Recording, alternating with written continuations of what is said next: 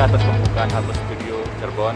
Saya percaya bahwa studio ini akan memperlengkapi generasi muda dan anak Tuhan di kota Cirebon dan sekitarnya. Selamat untuk Harvest Studio yang ada di Cirebon. Selamat buat sudah launchingnya studio yang baru, dan saya percaya studio ini bisa jadi berkat, bisa membuat banyak konten yang berkualitas dan untuk mengequip, empowering masyarakat khususnya generasi muda di kota Cirebon untuk terus melayani melewati pujian dan penyembahan kepada Tuhan.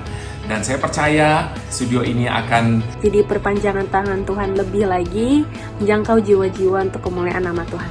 Saya percaya studio ini akan bisa mengequip generasi muda untuk menjadi berkat bagi banyak orang, khususnya bagi anak-anak muda, generasi muda yang ada di Cirebon.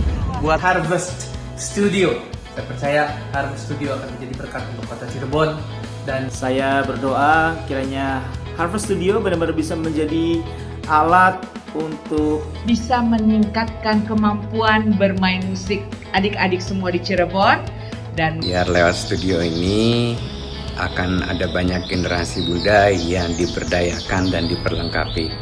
Selamat buat Harvest Studio yang sudah hadir di kota Cirebon. Selamat ya, saya percaya kehadiran Harvest Studio ini membawa dampak bagi pemuda gereja yang ada di kota ini. Sekali lagi, selamat dan sukses atas dibukanya studio musik Harvest di kota Cirebon. Kiranya anak-anak muda khususnya kita pergunakan Harvest Studio ini untuk bisa menyalurkan bakat kita, dan juga kiranya selalu membawa berkat dan kemuliaan bagi Tuhan. Sukses selalu untuk Harvest Studio, sebuah studio yang sangat representatif dan kami percaya menjadi berkat dan menjadi tempat pelatihan untuk anak muda berkarya untuk kehormatan kemuliaan nama Tuhan Yesus. Sukses selalu. Pada Harvest Studio yang ada di Cirebon, berdoa agar tempat ini menjadi tempat untuk dapat menciptakan sebuah studio yang dapat melahirkan banyak karya-karya untuk kemuliaan Tuhan. Biar lewat studio ini menjadi satu wadah yang luar biasa bagi setiap anak-anak Tuhan, bagi setiap penyembah-penyembah Tuhan untuk bisa berkarya, berkreasi, melahirkan puji-pujian bagi nama Tuhan, memberkati kota ini bahkan bangsa ini. Dan mari setiap kalangan dan khususnya kepada anak-anak muda, melalui musik ada jawaban-jawaban yang luar biasa. Sekali lagi Harvest Studio Cirebon. Dan selamat atas dibukanya Harvest Studio di Cirebon, semoga menjadi berkat khususnya buat generasi-generasi yang muda, generasi-generasi yang luar biasa ini. Dan sekali lagi selamat dan selamat untuk Harvest Gospel Studio.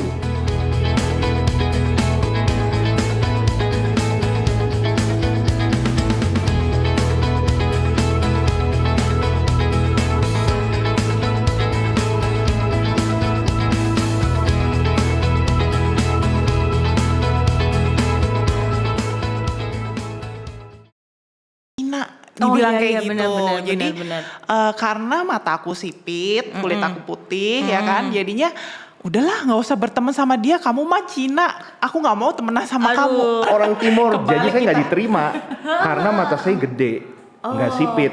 Nah itu membentuk saya.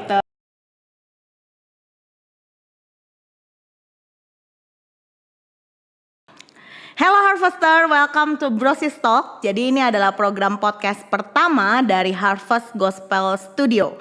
Nah, karena ini pertama, jadi kita bakal kenalan dulu karena ada pepatah ya, tak kenal maka tak sayang. Sebelumnya, teman-teman ayo subscribe, terus like and share ke teman-teman kalian semua. Terus jangan lupa klik tanda loncengnya. Thank you Harvester. Oke, karena ini adalah pertama, jadi kenalin dulu, nama saya Devlin. Nah, di sini saya nggak sendiri, saya bersama dua orang teman saya. Jadi kita akan sama-sama ngobrol di sini untuk memberkati Harvester semua. Welcome, Yusak Stevi. Hello bro. Hello sis, gimana Devlin. kabarnya? Baik. Luar biasa, baik. Sehat. Dalam lindungan Tuhan tentunya ya. Lagi sibuk apa nih kesibukannya? Kesibukan masih seperti pada luar biasanya. pelayanan, pasti pelayanan, terus ya kehidupan. Terus sekarang memang saya lagi selesaiin kuliah sih. Itu yang paling kuliah S2 ya, saya dengar ya. Ya, ini paling ngabisin waktu banyak banget.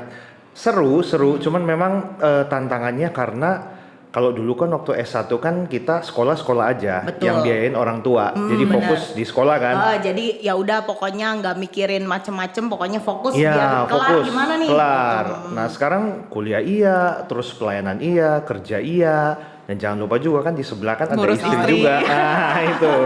Jadi double job. Nah, itu yang luar biasa sih. Double, kayaknya double, triple dan udah banyak banget Fourble. lapisan. Oh, fourble sih. Fiveable.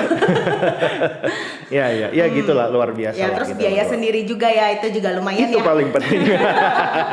Jadi ekstra, ada pengeluaran ekstra lah ya. Ya, tapi nggak apa-apa. Juni ini memang kan selesai untuk kumpulin tesis. Jadi ini lagi maraton banget. Kalau udah selesai kan udah enak. Tahun ini bisa segera wisuda. Doakan. Oh ya, siap. Amin. Berarti Juni Amin. ini sidang juga gitu. Sidangnya di Juli juga. Juli, pengumpulan terakhir Juni. Oke, jadi lagi ngebut banget supaya nggak telat ya. Ya, supaya tepat waktu. Berarti Juli sidang, nanti wisuda dan segala macamnya udah September lah sekitar gitu. berarti September. ya pokoknya tahun ini. Beres apa jadinya MAG jadinya. MAG ya. Magister Agama. Oke, good. Amin. Amin aja. Biar cepat kelar, cepat Iya, iyalah. Ini juga ya, ikut kuliah juga ya. Ya saya sih dengar kan online kan ya. Iya, jadi kita nggak mau rugi gitu kan. Waktu saya lagi online gitu kan, sekarang online tuh. Nanti dengerin. Jadi ilmunya bisa dapat juga juga langsung gitu. Oh ternyata begini gitu. Karena kan program konseling kan. Jadi tahu. Oh ya, kebetulan juga ini ya beberapa kali suka konseling juga ya. Konseling di anak-anak muda terutama ya. Iya, betul. Jadi ilmunya bisa kepake juga gitu. Jadi kan, kayak melengkapi. ada masukan gitu kan. Mungkin nanti dari Bro Yusaknya untuk yang laki-laki, nanti dari Sis Tevinya untuk yang perempuan. Jadi saling melengkapi lah ya. Iya, jadi kayak tahu. Benar. Oke. Ya, ini kan udah 2 tahun ya kita menghadapi pandemi, menghadapi COVID-19 ini udah sekitar jalannya 2 tahun berarti ya. 2 tahun lah ya. Lebih lah. Nah, kan dari situ juga banyak bermunculan aplikasi-aplikasi yang sebenarnya banyak menunjang untuk pekerjaan, sekolah, kehidupan dan macam-macam kan. Tapi baru-baru ini sih sebenarnya dari kemarin-kemarin saya sempat dengar dari kebetulan saya juga masih muda jadi saya main sama anak-anak muda. Seumur lah ya. Seumuran ya. Teenager.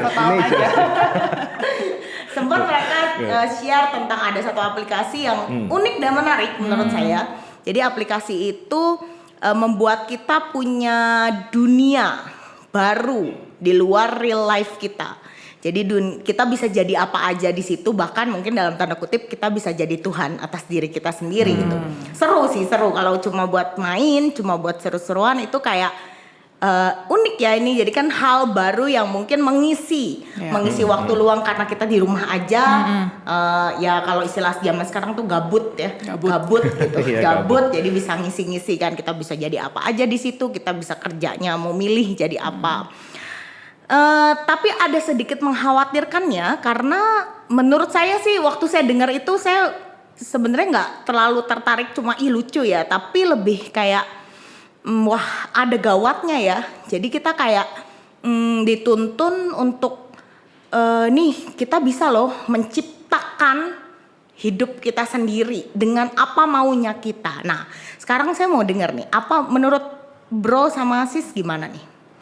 Untuk hal seperti itu pernah dengar nggak sebelumnya? Oh pasti, pernah ya. Biasanya kalau berkecimpung di dunia anak muda pasti dengar, apalagi ya kita seumuran sama mereka, masih 20-an. Teksnya aja yang banyak ya. 20 plus ya banyak. Nah iya sebenarnya kita bersyukur juga ya kalau sekarang itu memang teknologi kan begitu luar biasa kan. Betul. Ya makanya kan kita ada podcast begini kan itu salah satu adalah keuntungan daripada teknologi kan. Betul. Jadi kita bisa banyak orang bikin podcast gitu, akhirnya bisa menguak sesuatu gitu, dan orang bisa dapat banyak mendapatkan sesuatu hal baru ya dari podcast obrolan-obrolan itu. Bahkan Cuman ada memang, yang sampai deep talk katanya. nah itu deep talk gitu, banyak banget. Kami sering denger ya di podcast itu di YouTube gitu kan. Cuman memang kalau yang aplikasi-aplikasi seperti itu ada istilahnya gitu ya, seperti itu ya, kita sebut aja itu metaverse gitu kan. Nah di mana orang bisa create kan dirinya dia. Jadi itu. kayak saya mau jadi saya tuh mengidolakan salah satu artis Korea ya. Jadi saya pengen kayak dia nih gitu. Ya, matanya Bentuk besar. badannya, Nah, itu. kulitnya. Nah itu. Nah itu yang jadi masalah sebenarnya, sisi kekurangannya ya. Dengan begitu banyak teknologi muncullah metaverse gini. Saya bilang metaverse nggak salah enggak. Cuman kalau yang pakainya itu akhirnya menyalahgunakan, itu jadi akhirnya nggak bagus. Karena itu kan bicara tentang gambar diri loh. Ya benar. Jadi seperti ya ini saya kan mungkin warna kulitnya kurang putih nih. Berarti di sana bisa diputihin gitu ya. Ya pakai cat aja kali gitu. Nah itu akhirnya jadi kan orang itu nggak bisa terima dirinya sebenarnya. Dia pengen jadi orang lain. Pengen kelihatan sempurna di hadapan orang banyak kan. Nah itu. Sedangkan kan kita nih sebagai anak-anak Tuhan, kita harus sadar dari awal kan sebenarnya Tuhan udah ciptakan loh. Kita itu serupa dan segambar dengan Tuhan kan. Nah ingat gak sih kejadian waktu lagi di Taman Eden itu Adam dan Hawa kan, waktu jatuh dalam dosa ya. Nah itu sebenarnya masalah gambar diri yang paling pertama muncul loh dalam dunia ini. Oh iya bener ya, ditipu ya. Nah bener. itu, jadi kan Hawa itu kan diiming-imingin. Iya Nah ingat loh, iblis itu dia selalu gitu loh, ngiming-imingin dan dia muter balikin firman Tuhan.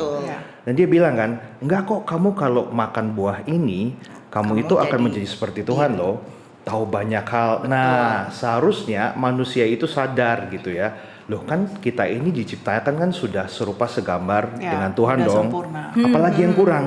Ya, Nah dengan kepintaran daripada si iblis itu diputerbalikan firman Tuhan sehingga manusia tergoda ngambil buah itu, padahal itu ketetapan Tuhan jangan dimakan, dipegang aja tuh kamu bisa mati. Nah dari situ akhirnya gambar diri kan jadi rusak kan, karena ada dosa. Dosa itu pasti akan merusak gambar diri seseorang, turun temurun, sehingga sekarang kita lihat begini deh. Punya cermin kan?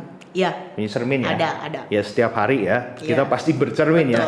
Nah sekarang gini, kalau seandainya kita nih lagi lihat cermin ya, terus kita lihat diri kita, pasti kebanyakan ya, termasuk saya juga, dulu sekarang udah enggak gitu. Yang dilihat adalah pasti sisi negatif dari diri kita. Iya benar ya. Aduh gendutan nih. Nah itu. Aduh banyak jerawatnya. Kalau hitam, saya kulitnya hitam. Nih saya hitam nih. Kadang gini, ini kan ada flek gitu kan. Aduh fleknya nambah lagi. Bener. Sedih ya maksudnya. Ya nggak jerawatan sih, tapi flek di mana-mana kan kayak, aduh nambah lagi nih. Iya benar-benar. Iya. Tanpa kita kayak sebenarnya kan masih banyak yang mungkin kita bisa explore gitu, nggak cuma gara-gara flek terus kita jadi aduh gue jelek banget nih, padahal ya banyak yang ngomong bahkan kayak tapi oke juga dengan adanya flek, kayak orang bule ngomong jadi cute ya. Iya. Jadi sebenarnya begitu hal-hal yang tampilan luar gitu ya, akhirnya kita lebih utamakan loh. Padahal kan kita harus sadar loh, Tuhan tuh ciptain kita tuh selain ada kelebihan memang ada kekurangan juga gitu. Nah untuk itulah kita hidup dikasih kesempatan waktu kan, untuk supaya setiap kekurangan itu kita mau berproses gitu. Jangan cuma sekedar apa ya, self pity gitu loh. Aduh gua udah begini, udahlah hidup gini-gini aja. Keluarga gua juga begini. Gua juga punya kekurangan kayak gini, nggak seperti orang lain gitu. Akhirnya ya udah, itu bukan terima diri, mengasihani. Ya, jadi play victim. Play victim. Iya, harusnya oke lah. Pertama acceptance dulu dong, menerima diri. Setelah itu apa nih? Udah diterima kan dirinya. Apa nih yang kurang nih dalam hidup kita? Ayo benahi gitu. Makanya kita perlu banget apa? Berkomunitas. Kita juga perlu punya hubungan sama Tuhan gitu. Kalau enggak, apa yang jadi kekuatan kita dalam hidup ini, yang jadi pegangan kita tuh apa gitu loh. Kalau bukan firman Tuhan dan juga berkomunitas yang baik gitu. Akhirnya menjadi sama seperti banyak orang. Waktu lihat diri kita gitu di kaca, kasian banget ya gua, udah begini Iya, nggak seperti orang lain. Nah udah, gambar dirinya jadi rusak, nggak pernah pulih. Iya, jadi kalau kita nggak menerima Maksudnya itu juga saya mengalami sih di masa-masa peralihan, kebanyakannya peralihan ya apa sih remaja. ya gitu, masa-masa dimana Puber. iya puber benar puber itu ngalamin pasti, apalagi kan ya mungkin kita lihat banyak, apalagi gini sekarang tuh standar kecantikan tuh orang tuh jadi punya standar, padahal kan sebenarnya dari awal Tuhan nggak pernah bilang, oh kalau cantik tuh berarti kulitnya putih, kalau cantik tuh berarti rambutnya lurus, atau kalau cantik tuh berarti six pack, atau kalau ganteng tuh berarti harus berotot gitu. Padahal kan nggak ada di Alkitab tuh, nggak pernah ada kayak gitu ya. Cuma dunia membuat standar kecantikan dan standar ketampanan. Nah itu karena apa? Social media. Terbukanya sosial media, orang nggak bisa dipungkiri. Coba ya setiap hari ya, kita nih pasti buka Instagram. Dan pasti yang kita lihat itu, apalagi kita follow artis-artis besar gitu ya, ya tentu mereka tampilannya oke karena apa? Mereka bayar itu semua. Jadi itu kerjaan mereka. Nah terus kadang-kala kita tuh pengen gitu loh, bisa tampilannya tuh oke sama seperti mereka. Nah itu gara-gara apa? Social media.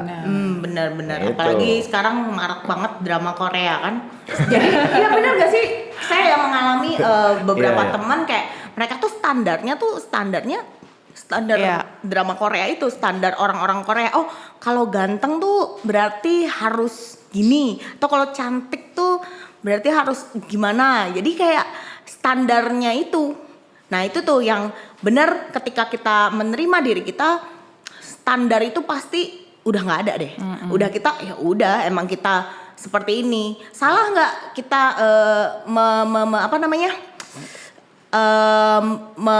memperbaiki diri, kayak oke lah kalau cewek biasanya skincarean, atau kalau cowok biasanya nge-gym, nggak salah, tapi perlu diingat bahwa ya itu harusnya buat kita, bukan buat untuk diterima sama orang lain. Tapi untuk apa ya? Untuk diri sendiri aja gitu kan. Misalnya diet, salah nggak diet?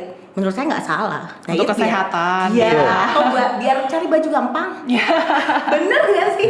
Cari baju gampang nih, online gampang. Kalau yang XL, triple XL itu kan lebih mahal. Tapi kalau M terus atau L gitu kan kayaknya gampang kan gitu. lebih indah dilihat. Tapi kan itu balik lagi bukan untuk diterima orang, tapi untuk saya. Ya hidup kita standarnya jangan standar itulah, standarnya Tuhan aja. Kan maksudnya kita punya integritas enggak, hidup kita gimana dalam kehidupan sehari-hari kan, memperlakukan orang gimana, terus kita itu punya komitmen atau enggak dalam hidup kan, sebenarnya hal-hal itu yang lebih Tuhan lihat dibanding tampilan. Benar. Gitu. Dan seringkali ketika kita udah tahu siapa diri kita, kadang kita masih nyari nih, sebenarnya kenapa sih Tuhan nyiptain kita?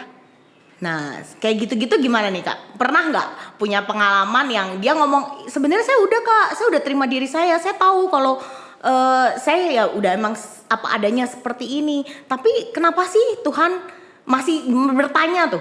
Jadi seolah-olah seperti, ya ini saya terima, ada tapinya gitu, kayak masih mencari. Tapi kenapa sih Tuhan menciptakan saya seperti ini? Kenapa sih Tuhan? Itu belum nerima sebenarnya. Iya, sebenarnya ya. Tapi kan seringkali kita ada ya kayak gitu, anak yang mungkin dia sebenarnya saya udah terima Kak, saya tahu ini emang saya susah kurus misalnya, atau emang ya kulit saya emang udah gennya kayak gini, tapi kenapa sih? Ya gitu. Jadi ada udah tapi ada tapinya. Nah, itu tuh gimana menanggapi? Nah, ini nanti Steffi ada cerita nih. Soalnya dia ngalamin juga loh tentang gambar diri ini. Dulu boleh. Dulu itu waktu masih kecil ya kan, sebenarnya itu kenapa kita nggak bisa terima gambar diri kita, itu karena lingkungan kita sih yang membentuk. Bener ya kayak tadi kan. Dulu kan belum ada sosmed loh. Benar. Zaman dulu kan era 90-an lah ya. Ketahuan ya umur kita. Nah, di situ tuh waktu masih TK itu aku tuh udah ngalamin yang namanya dibully. Oh ya. Jadi lingkungan TK aku itu sebenarnya mostly itu lingkungan yang non Chinese. Jadi pribumi. Nah, jadi teman-teman itu ngebully aku gitu, dikatain dasar lu Cina, dibilang kayak gitu.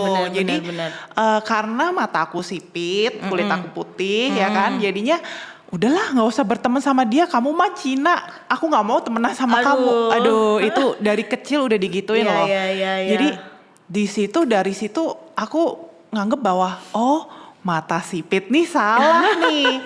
Kenapa ya mata gue sipit begini gitu kan? Kenapa kok mataku nggak sama kayak teman-teman yang lain? Dan gara-gara itu nggak jadi ada temen gitu kan? Dijauhin gara-gara Cina itu.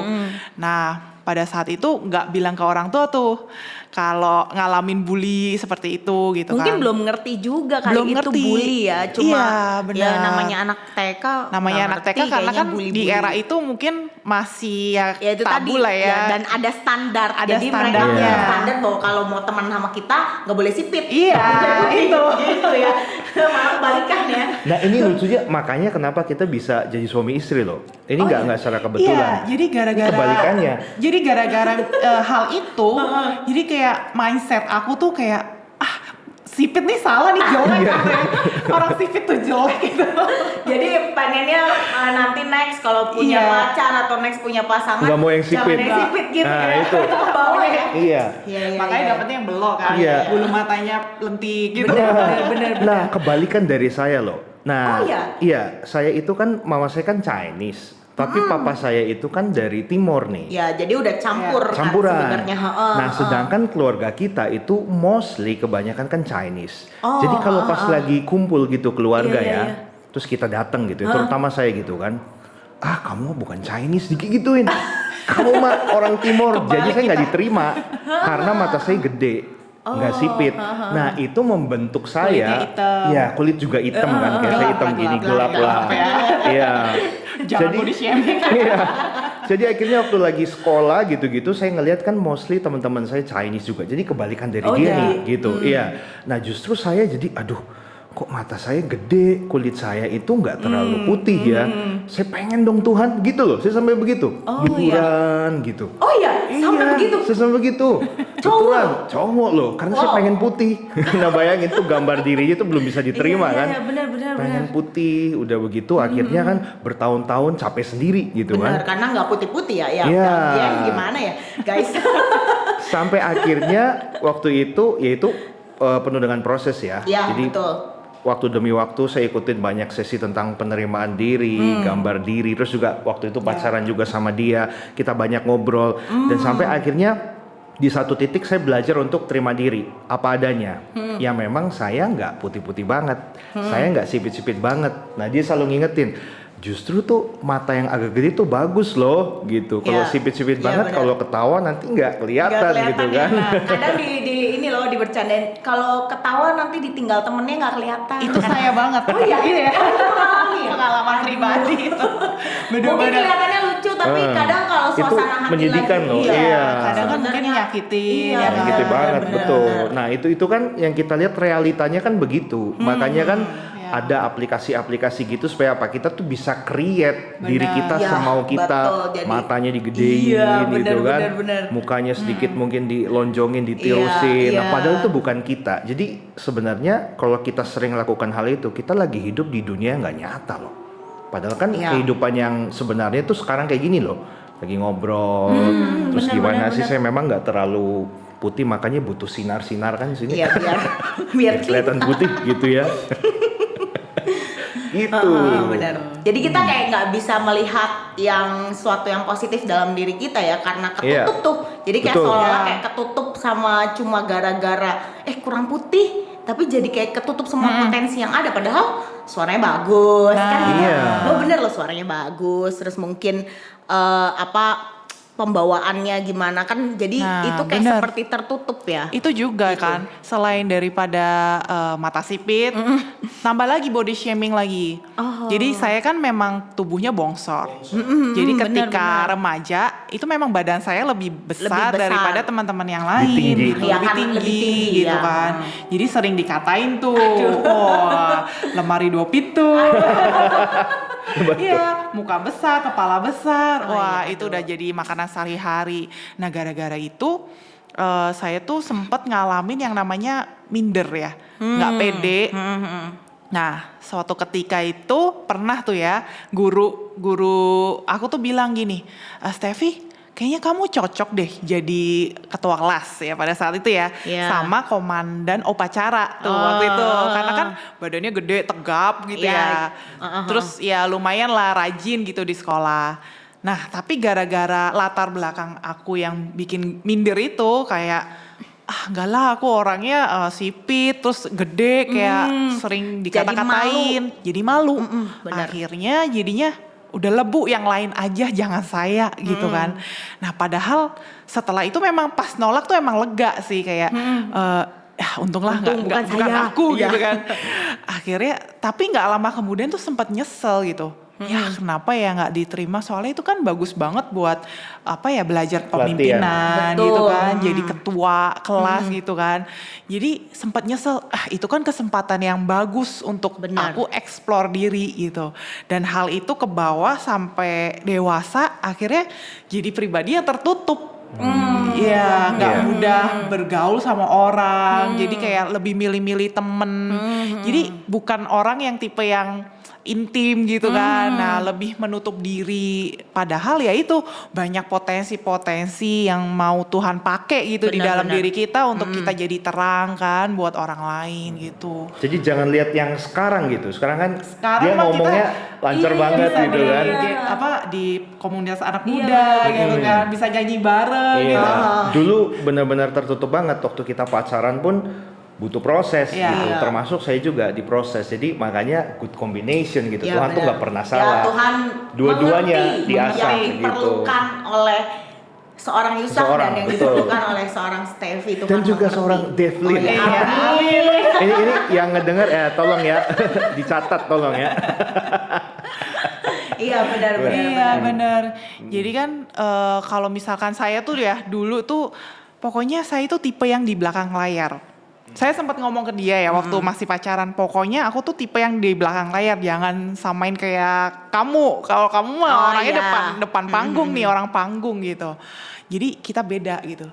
Tapi sebenarnya setelah kita berubah ya, setelah Tuhan kasih kita proses, terus ada perjalanan kehidupan, menerima diri. Ternyata hal itu nggak terlalu benar ya, karena itu tuh comfort zone kita gitu loh. Kita nggak keluar dari zona nyaman kita dong. Kalau misalkan emang gue tuh orangnya tertutup kok, emang kenapa gitu kan? Lo harus terima gue dong. Nah itu kadang-kala itu statement yang salah, keliru gitu, karena kan itu comfort zone kita loh. Dan mengubur potensi yang ada. Berkasih-kasihan dengan ini loh. Iya itu tadi yang self pity gitu loh. Play victim. Kayak merasa ya lu mah lebih oke, makanya nggak ngerasa sih jadi saya atau gimana gitu kan ya. Suka kan kadang kita dengar kayak gitu. Benar. Sayang banget. Iya, makanya kan tadi yang seperti Sis Devlin tanyain gitu kan, terus kalau udah begitu gimana gitu. Ya gini, kita kan udah terima diri nih. Kita tahu dong kelebihan kita apa, kekurangan apa gitu. Nah Tuhan kan pengen dong dari kekurangan kita itu kita benahi gitu loh. Benar. Jadi misalnya kayak saya gitu ya, saya orangnya nggak terlalu putih, hitam. Tapi nggak ada salahnya dong, saya itu bisa merawat diri gitu loh, olahraga, biar kelihatan lebih bersih dan tidak bau gitu ya. Ini misalnya ini hal kecil gitu ya, contoh. Bukan berarti udahlah gue udah kayak gini, gue udah hitam, udahlah gue nggak mau mandi gitu kan sebulan gitu kan, iya, nggak gitu juga gitu kan. Atau udah orangnya saya begini kalau ngomong susah gitu. Ya belajarlah buat berkomunikasi, ngomong sama orang, nggak cuma diem doang di dalam kamar, takut nggak bersosialisasi gitu loh, nggak kayak gitu. Jadi Tuhan tuh sebenarnya rindu lihat kita itu ada satu perubahan loh. Anak-anak Tuhan harus ada perubahan dalam segala hal loh ya. Benar. Kan di dalam firman Tuhan dikatakan besi menajamkan besi, manusia menajamkan sesamanya. Berarti tuh ada masalah tuh bagus loh. Buat kita kayak gini nih bareng-bareng kan, saya pasti beda, Steffi beda, Sis Devlin juga beda, tapi kita ada satu kan untuk apa? Kemuliaan nama Tuhan, ceritain kebaikan Tuhan dalam hidup kita, gitu. Dan rancangan Tuhan tuh nggak pernah salah. Kan di firman Tuhan bilang kan, kalau aku tuh merancangkan rancangan damai sejahtera, bukan kecelakaan. Jadi mau kita terlahir seperti apa, itu Tuhan berkenan loh. Dan itu udah kayak dalam planningnya Tuhan. Gitu. Mau rambut kita keriting, Tuhan suka gitu. Mau mata kita belok, mata kita sipit pun Tuhan suka gitu. Karena itu kan tadi di awal kita bilang ya, di Alkitab tuh nggak ada standar kecantikan. Dan Tuhan tidak pernah nyebut ya, maksudnya di Alkitab ya nggak tahu sih. Kalau saya sih bolak-balik baca Alkitab nggak pernah ada tuh Tuhan bilang kamu dikasihi karena kamu ini karena kamu putih, karena kamu belok. Enggak ya. Dan ya Tuhan istilahnya tidak pernah menstandarkan kecantikan atau ketampanan tuh semana sih. Gitu. Karena semua yang diciptakan ya sempurna. Iya, gitu. kan justru Tuhan bilang Tuhan itu nggak pernah melihat rupa. Betul. Tapi Tuhan lihat hati. Benar. Ya dong, mau tampilan kita keren gitu ya, kayak artis Hollywood gitu ya, nggak ada urusan Tuhan bilang. Kalau hati lu nggak baik, harus bertobat. Betul. Gitu. Artis-artis juga banyak yang depresi ya. Iya kan? Udah cantik, udah punya uang loh. Udah langsing, putih, cantik. Kurang apa coba? Kaya raya. Banyak juga yang depresi dan bunuh diri Bunuh kan diri. akhirnya. Karena Kesepian. ya itu tadi karena acceptance, karena Masalah hati juga sebenarnya. Nah itu, that's why dalam hidup kita nih ya, saya ini selalu ibaratkan begini, kita itu hatinya itu ya kayak donat, tengahnya ada bolongannya. Coba dibayangin dulu gitu. Iya, Ya. Seandainya ada donat asli di sini ya. Ada donat di sini coba Pak. Iya. Jam snack Snack time. Abis ini kita snack time. Nah itu tuh sebenarnya diisinya sama apa? Sama kasihnya Tuhan. Nah ada banyak orang nggak ngerti konsep itu ya. Jadi makanya dia kumpulin uang sebanyak-banyaknya, liburan, beli apa yang dia pengen, terus dia pengen punya pasangan yang apa cantik, ganteng. Mereka dapetin semua tuh, ketenaran dapetin. Tapi tetap ada yang kosong karena mereka salah. Harusnya kopong itu diisinya sama hatinya Tuhan dalam hidup kita. Jadi apapun kita mau punya pasangan yang nggak cantik, nggak cakep, badan kita mungkin gemuk, kurus, uang sedikit, tapi kita tetap happy karena ada Tuhan dalam hati kita. Benar, Itu sis. Jadi bukan metaverse ya yang mengisi lubang itu ya. Iya benar, bukan Tuhan permainan atau apa ya. Tapi saya bilang nggak salah loh ya. Iya, kalau mau coba nggak apa-apa. Ya sebenarnya gini kan, sebenarnya semua aplikasi yang ada itu nggak salah, tapi kan balik lagi kalau kita too much, kita over, ya kan semua yang over menurut saya salah. Over PD ya salah, PD bagus, tapi over PD salah dong. Betul. Kecenderungannya jadi sombong gitu kan. Kayak makanan manis bagus nggak? Ya bagus, kalau kita kurang gula kan lemes juga ya. Tapi kalau over diabetes gitu kan. betul. Jadi kan maksudnya sesuatu yang berlebihan. Cukup lah. Berlebihan tuh tidak baik gitu. Mau coba, mau main, is okay, tapi jangan sampai yaitu ya berlebihan ya, dan terlena di dalamnya sampai kita lupa who is me, siapa saya gitu loh. Iya. Kerja juga loh. Gitu. Bener, kerja bener, juga bener. kalau workaholic banget ya, itu nggak bagus juga kan. Benar. Bisa bikin badan kita juga remuk. Terus akhirnya kita sama orang-orang terdekat nggak deket juga karena kita ngurusin kerjaan terus. Jadi kayak ansos. Ya balance lah. Balance lah. Terus gini, mungkin setelah kita menerima diri ya, misalnya memang sudah terima, gimana sih?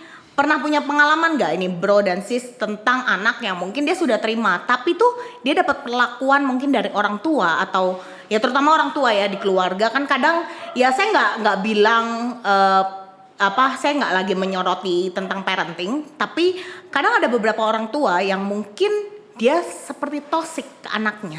Toxic dalam artian gini, oke nih anaknya gemuk nih misalnya. Emang gemuk, emang ya susah kurus bisa, tapi kayak butuh effort lebih gitu. Ada orang yang kayak gampang kurus ya gitu kan, ada lah. Ya kan ada orang-orang yang memang susah gemuk juga ada.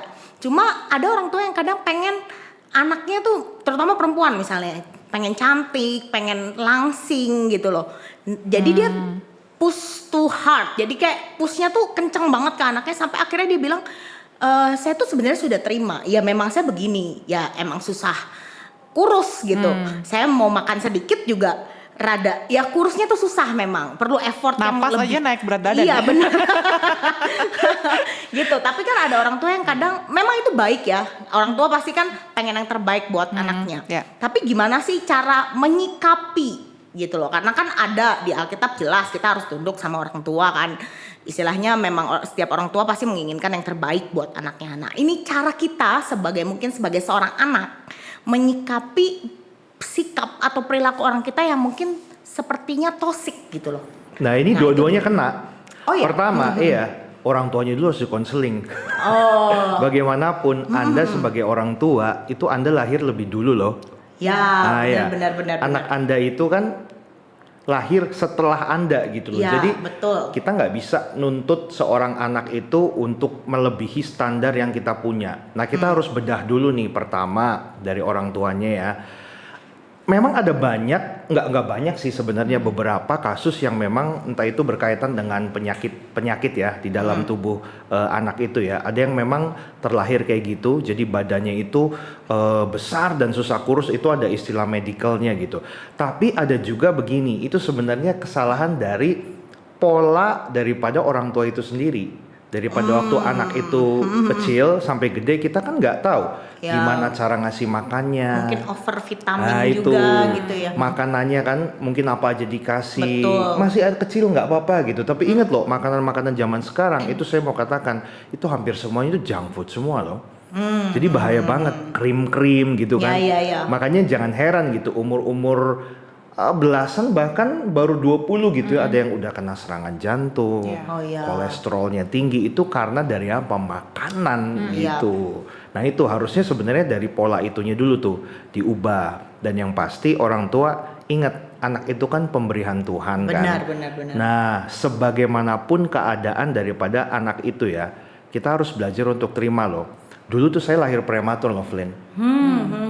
Prematur berapa bulan ya? Saya lupa 7 atau 7 bulan dan beratnya itu 1,4 kilogram. Itu kayak botol kecap. Iya, berarti di inkubator dong. Nah, inkubator lama. waktu itu belum ada inkubator. Tahu nggak? Saya tuh bisa hidup itu diangetinnya sama apa? Pakai apa? Petromax. Serius. Jadi itu cucu pertama, gimana caranya? anak pertama. Can you imagine ekspektasi daripada orang tua dan juga ekspektasi dari oma opa saya. Benar. Ini kan cucu pertama nih, begitu lahir katanya keadaan saya tuh kulitnya nggak sebagus ini. Jadi keriput-keriput gitu loh. Keriput jelek gitu. Jadi kayak kelihatan kayak anak tua gitu loh. Iya. Nah itu bisa dibayangin kan gimana perasaan daripada orang tua. Tapi yang menarik, oma opa saya, terus mama papa saya pun itu menerima saya. Jadi mereka doain setiap hari, dan saat itu kan saya tuh lahir di sekitar bulan Juni dan saya tuh lahir di satu kota namanya Haurgelis, dekat Indramayu di situ. Nah di situ tuh belum ada rumah sakit waktu itu. Jadi bidan. Sama bidan. Ya, bidannya sampai sekarang masih hidup loh. Dan itu cici dari engkong saya. Masih saudara dekat. Nah, terus setiap hari saya diangetinnya pakai Petromax, Flynn. Itu gimana caranya ini bayi? Kayak anak ayam gitu jadinya. Oke. Jadi pokoknya entahlah itu bayi ditaruh Petromax gitu. Nah, terus papa saya doa, Tuhan ini kan anak dari Engkau. Iya. Kelihatannya nih kalau secara manusia ini bisa meninggal lah gitu, kayaknya keadaannya tuh menyedihkan banget gitu kan, kurus banget, kecil banget gitu kan. Papa sih cuma bilang gini, kalau memang ini anak dari engkau punya satu purpose dalam hidupnya, apapun itu anak ini pasti akan hidup. Kami belajar untuk menerima dan mengucap syukur. Benar. Gua hidup, Flynn. Iya. Dan jadi seperti sekarang. Iya. Sampai bidannya itu ya waktu ketemu tahun lalu sih. Kan manggilnya Oppo. Kalau dalam Chinese itu Oppo. Kalau Oppo, ini siapa ya gitu. Ini Dani amazing gitu, Dani. Amazing banget. Amazing gitu kan. Kok bisa gede dia bilang gitu. Makan apa? Makan nasi lah saya bilang. Makan gitu. nasi dan teman-temannya banyak ya. Itu kasih karunia Tuhan gitu. Jadi orang tua harus terima. Benar. Bagaimanapun harus terima, dan setelah itu kita sebagai anak gitu ya. Saya nggak terlalu banyak nuntut kepada anaknya, karena bagaimanapun ini sebenarnya tanggung jawab dari orang tua. Pertama nerima, dan kedua apa? Dia harus beri penjelasan dong ke anaknya gitu. Iya, kenapa sih mama mau kamu kurus atau kenapa sih mama mau kamu pintar? Kan ada saya juga sering lihat kadang orang tua yang nilai itu nomor 1. Nah, ada kan orang tua yang seperti itu, padahal ya belum tentu anaknya tuh suka di dalam situ gitu. Jadi siapa tahu dia lebih berpotensi di desain atau di mana atau di musik atau apa gitu kan. Itu kan tipikal orang tua zaman dulu, Flynn. Iya. mama tuh pengennya kamu jadi ini Iya, gitu kan. benar, Padahal kan benar. Tuhan nih pas ngelahirin aja Memberikan kepada orang tua. Iya, berikan kepada orang tua, kita dilahirkan itu saya bilang tuh chipsetnya tuh udah beda-beda. Iya, Ada benar, chipsetnya benar, masing-masing gitu. Nah, harusnya orang tua tugasnya apa? Itu anak bukan Mengarahkan, ya. milikmu loh. Itu milik Tuhan. iya. Jadi tugasmu di dunia tuh ngarahin anak ini nih chipsetnya kemana. Iya, benar. Dukung di situ. Iya. Bukan menuntut menjadi Menuntut seperti yang orang kita lain. mau. Iya, Ya itu. kan orang tua, ya saya nggak bilang semua, tapi beberapa masih ada kan. Itu masuk dalam pembunuhan karakter loh. Nah, Wih, iya itu. dalam psikologi itu bahaya banget. Kasihan Nggak anaknya. boleh. Kasihan anaknya. Nah, punya tips nggak kayak mungkin buat anaknya. Jadi kalau kita ada di posisi seperti itu, kita harus gimana ya? Satu sisi ya kita nggak boleh berontak kan. Satu sisi ya kita tetap ada dalam otoritas mereka. Jadi kita nggak bisa keluar dari dari tudungnya orang tua kita. Nah itu mungkin punya tips nggak buat anaknya, sebagai anak kita gimana nih menghadapi orang tua kita yang seperti ini? Tadi kan dari sisi orang tua tuh tadi udah banyak banget ya. Semoga Harvester ada yang dengar juga dari orang tua ya. Mendengar lah. Sekarang yang dari anaknya nih punya nggak Yang tips pasti gitu? pertama kamu harus doa. Iya dong. Kita tahu hidup kita kan milik Tuhan. Betul. Dari kecil kita diajarin untuk doa dong. Curhatlah ke Tuhan, Tuhan, mama papa saya gini-gini. Saya juga begitu. Lagi kecil saya curhatnya ke Tuhan. Karena mau curhat ke siapa gitu kan. Gak ada Belum jalan ketemu keluar. ya. Belum ketemu juga gitu kan. Curhat ke Tuhan. Habis itu cobalah belajar jadi anak yang baik. Ya tentu harus baca firman dong. Tahu firman gimana sih jadi anak yang baik. Nurut sama orang tua. Dan belajar komunikasi. Ngomong, mah, pa, saya tuh maunya begini. Coba deh, mah, pa, berpikir. Nah diajak berpikir, komunikasi gitu. Tapi itu butuh kerendahan hati banget loh. Benar. Iya, untuk kita tuh bisa, ayo punya kesadaran ngomong ke orang tua kita. Nah abis itu tunjukkanlah. Kalau misalnya nih ya, kita nggak kuat di satu sisi, tapi kuat di sisi lain. Contohnya kayak saya nggak terlalu suka dulu waktu lagi SMA itu pelajaran biologi ya. Tapi saya suka pelajaran musik. Saya tunjukkan nilai saya itu nggak pernah kurang dari 9 di pelajaran musik. Di pelajaran musik, dan saya berprestasi, dapat juara 1, dapat juara 2 di musik loh ya. Berarti sering ikut lomba ya? Sering dulu? ikut lomba dari dulu. Nah dari situ akhirnya orang tua lihat, dulu juga begitu. Mama tuh maunya kamu jadi ini gitu. Nah begitu saya tunjukkan prestasi di sisi yang memang saya di situ chipsetnya, orang tua juga melihat. Dia nggak akan tutup mata. Oh ternyata kamu di situ udah diarahkan. Iya, memang talentnya di situ dan bisa berkembangnya di situ. Iya, jadi intinya sebenarnya komunikasi. Jangan diem-dieman aja. Mungkin berarti dari kamu. Mungkin dari sis Steffi ada. Kalau saya sih, kalau secara pengalaman pribadi, orang tua sih komunikatif sih sama saya. Jadi enak orang tuanya. Terbuka gitu ya, open minded. Jadi dari kecil tuh udah tahu. Oh ini talentanya gambar. Jadi aku tuh suka kayak baca komik. Abis itu komik itu aku kayak gambar ulang gitu. Dari situ orang tua lihat, oh ini anak nih bakat di gambar. Nah akhirnya orang tua ya udah kasih les gambar. Yang pokoknya support. Fasilitasi. Jadinya besarnya ditanya, kamu mau kuliah apa gitu kan? Pada saat itu DKV aja deh gitu. Gitu ya udah. Jadi kalau orang tua aku sih tipe yang mendukung lah gitu, yang mengarahkan. Oh ya udah kamu memang chipsetnya di sini di art nih, nggak bisa dipaksain ke bagian hitung-hitung misalkan kan gitu. Oh ya udah. Nah akhirnya ketika didukung sama orang tua, minat sama bakat kita, berhasil. Jadi begitu keluar dari dunia kuliah, terus bekerja, akhirnya dari magang, terus bekerja. Nah terus naik tuh gaji pertama mungkin kecil ya, terus naik lagi, tingkat lagi, gajinya tambah jadi lagi karirnya gitu. Karirnya oke gitu. Nah itu berarti kita bisa melihat ya ketika orang tua dukung, ternyata itu tuh ngaruh sampai ke karir, sampai keberhasilan seorang anak, betul iya. Cuman masalahnya itu orang tua harus punya lapang hati. Benar, Kalau benar, anaknya benar. itu nggak sama seperti anak orang lain gitu. Benar, Tapi benar. kita percaya dalam Tuhan kan anak-anak kita apapun itu ya, Ya. profesinya itu pasti Tuhan jadikan berhasil. Iya, gitu. benar, betul. Berarti setelah kita menerima diri kita juga penting ya ketika kita mungkin hidup di dalam keluarga yang ya tadi yang orang tua mungkin ada tuntutan tersendiri, kita harus belajar komunikasi, belajar. Mungkin komunikasi pun harus lihat mood kali ya kan. Iya kan, Betul, kadang betul. orang tua kalau moodnya Tepat lagi pada ini kan waktunya. tetap ya itu kan tetap akan defend gitu, akan Iya. apaan sih gitu kan. Tapi ya benar sih tadi yang tadi Kak Yusak bilang berdoa, baca Alkitab. Betul. Itu tuh seperti jadi kayak minta hikmat Tuhan Betul. gimana ya cara ngomong. Kan bagaimanapun kita yang kenal ya sama Iya. orang tua kita, Betul. cara bicara Iya. sama orang tua kita kan kalau kita curhat sama orang lain kan kadang mungkin beda nih, kayak misalnya curhat sama si Steffi yang orang tuanya komunikatif kan Beda. mungkin akan beda cara bicaranya gitu kan.